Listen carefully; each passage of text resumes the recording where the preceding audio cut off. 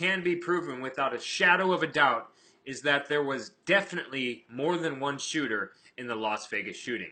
Here's why. This video was taken from a taxi cab driver who was waiting in line at the taxi station in Mandalay Bay. Her cell phone footage picked up the sounds of multiple shots from different areas and different distances. Here's some audio of shots that sounded very, very close to her cab. These are followed by sounds of shots heard almost immediately after the shots that sound close range. Now for the skeptics out there, or I guess you would call them non-skeptics, this can be passed off as an echo. But let me show you why it is not. 5 seconds before the shots heard from a long distance away, there was absolutely no shots that happened at a close range.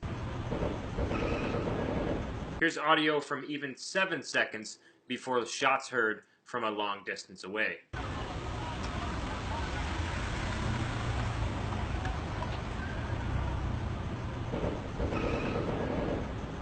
Compare this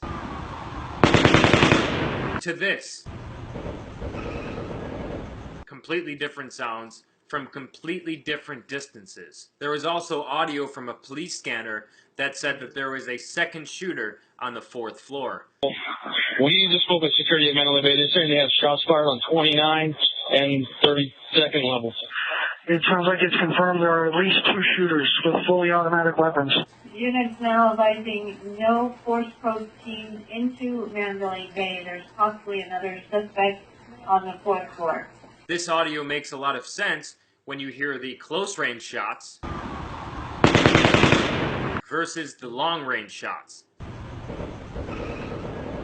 Now, I've stayed at Mandalay Bay at least 10 or 15 times, so I'm very familiar with the hotel. A lot of people are citing the picture of the hotel that the mainstream media is showing, with only 2 windows blown out at the 32nd floor. But the fact of the matter is, in hotels like this in Vegas, where it's extremely windy, windows blow out all the time. As you can see here, this is a picture taken from someone on the ground today at Mandalay Bay, showing that multiple windows were actually blown out during the shooting. Now, there's 2 questions that remain here.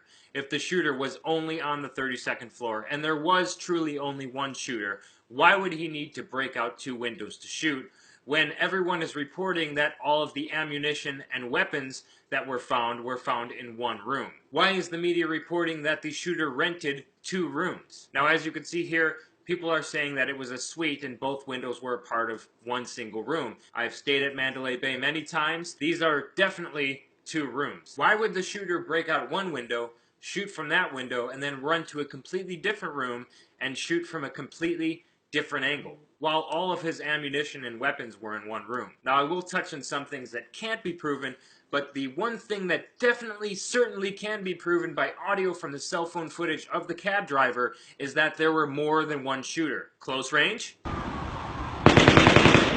long range. No echo leading up to the long range shots heard in the distance.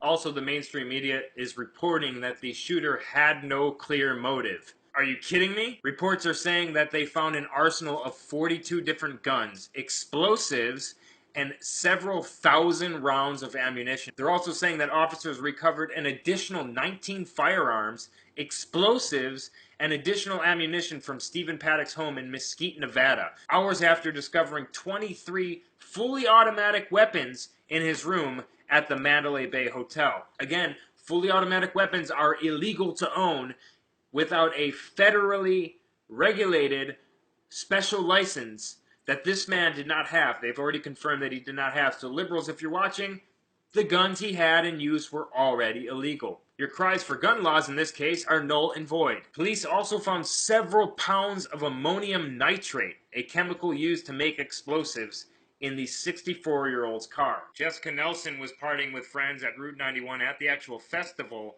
when she heard the rifle fire. She said, "We heard popping sounds that sounded like fireworks, and then she heard a lot of single shots." Another Australian man named Brian Hodge who he claims was staying in the room next to the shooter who opened fire. Hodge claims that he was able to escape the hotel, but found himself forced to hide in a bush for several hours until after the event unfolded. Here's what he says. He says, there were multiple people dead and multiple shooters. He said he was just waiting and hiding in the bush for several hours until police came. He says, again, there were multiple people dead and multiple shooters. Right here.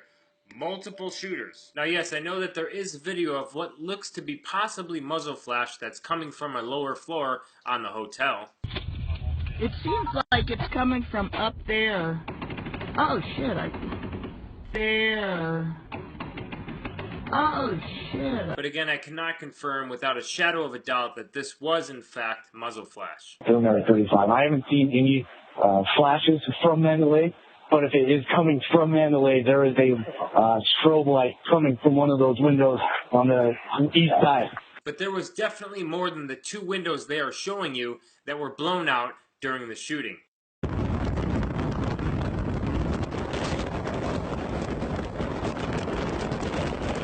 Almost immediately after the shooting, people like Hillary Clinton are already tweeting calling for gun control. As you can see here, she says, stand up to the NRA and stop this from happening. Not only were the weapons already illegal, Hillary Clinton, but according to FBI crime statistics, only 4% of guns used in crime in America are legally obtained. That means if tomorrow you were to suddenly outlaw any ownership of any guns whatsoever in America, it would only stop 4% of gun crimes in this country. Liberals love to talk about the AR-15. This has killed 5 times more people than the AR-15 in America.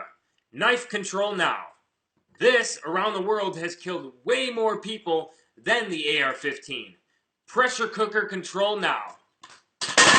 More ridiculously, but expected, many mainstream news outlets like Newsweek are already releasing articles with titles like, white men have committed more mass shootings than any other group. You want to argue race and crime, Newsweek? Black males aged 18 through 35 only make up 6% of the entire country's population. Not only does that 6% commit over 50% of the entire country's crimes, but they commit more shootings than any other group in this country. There were 2,000 people shot in Chicago last year. 2,000. 92% of those shootings were caused by black males. In American mass shootings, most of the victims are white. In those 2,000 shootings in Chicago, most of the victims were black.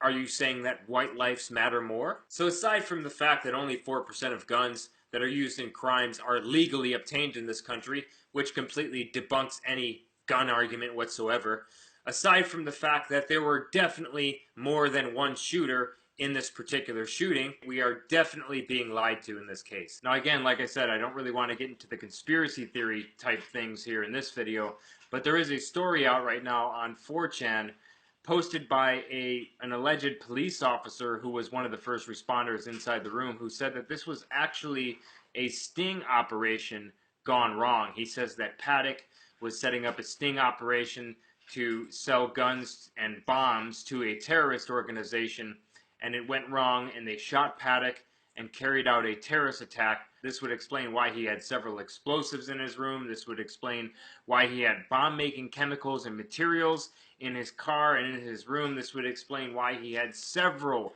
different automatic weapons, 20, 30, 40 automatic weapons inside of his room. This would also explain why he sent $100,000 to the Philippines just a week ago. Also, it's already confirmed that Paddock worked for several different military contractors, including Lockheed Martin. He also worked for NASA. There was a report released by a NASA administrator that has his name on it.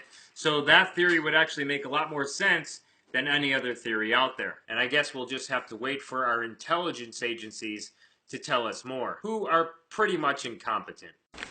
As Director Tenet has pointed out, Secretary Powell presented evidence last week that Baghdad has failed to disarm its weapons of mass destruction.